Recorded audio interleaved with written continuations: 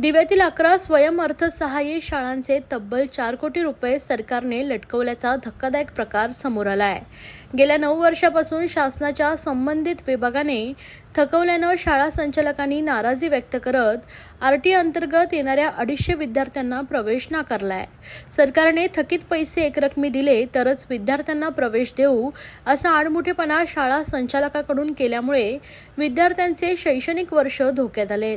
दिव्यात 16 अधिकृत शाळांपैकी SMG school, Ganpat Varekar school, Saint Mary English school, Angel Paradise English school, Oxford English school, National English school तर Global English school, Dewdrop school तर My Mother English school, RN विद्यालय तर KTC English school या 11 स्वयंअर्थसहाय्यित शाळांना RTची मंजुरी प्राप्त आहे। या शाळांना शासनाने 2015 पासून टप्प्याटप्प्याने 20% रक्कम दिली आहे।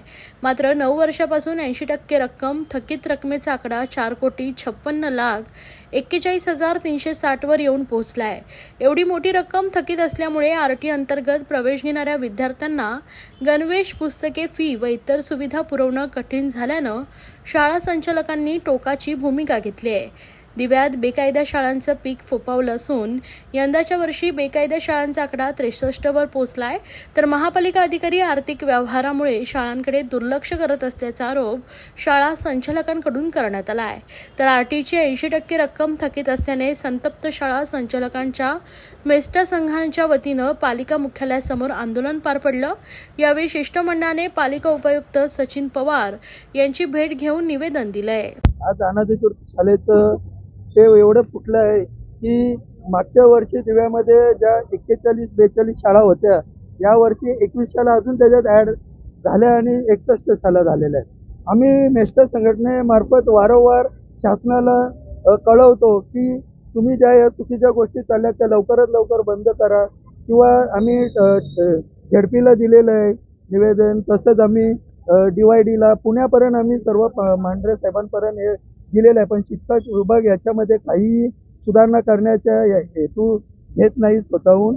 पण ह्या जर अशाच चालत राहिल्या तर पुढे जे चांगले शिक्षण देणारे इंग्लिश मिडियमच्या स्कूल असतील त्या, जसे मराठी स्कूल आज कोणी ॲडमिशन घ्यायला मागत नाही, तीच परिस्थिती इंग्लिश मिडियमला पण होईल।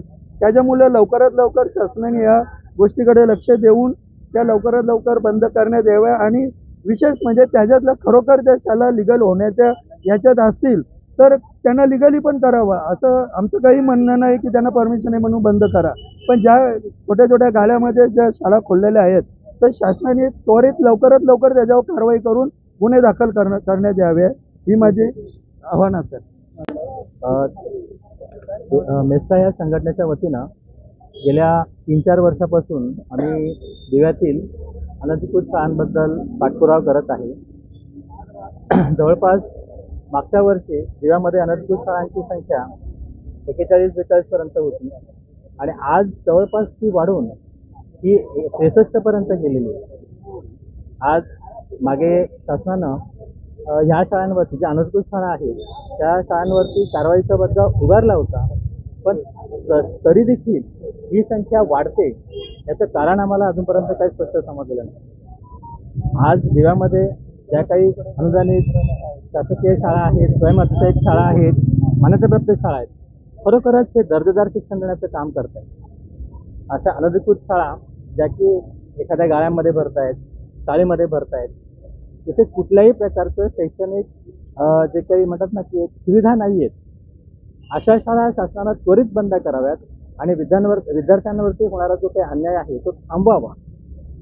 असंच जर राहिलं तर विद्यार्थ्यांना दर्जेदार शिक्षण मिळणार नाही, चातुर्मातुर शिक्षण घेऊन हे आपलं शिक्षण पूर्ण करू शकत नाही।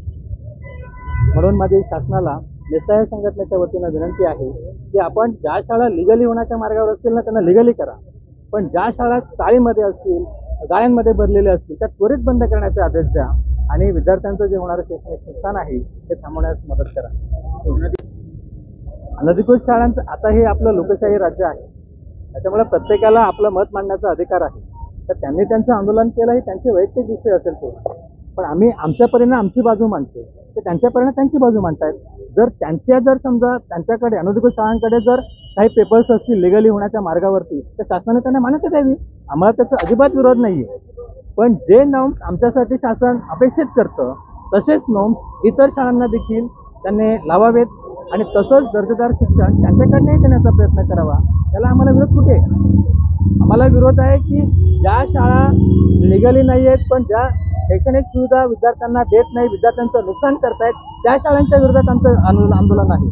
त्या शाळा जर समजा लिगली होण्याचा मार्ग त्यांना लिगली करावे ना, आमचा कुठे विरोध आहे त्याला.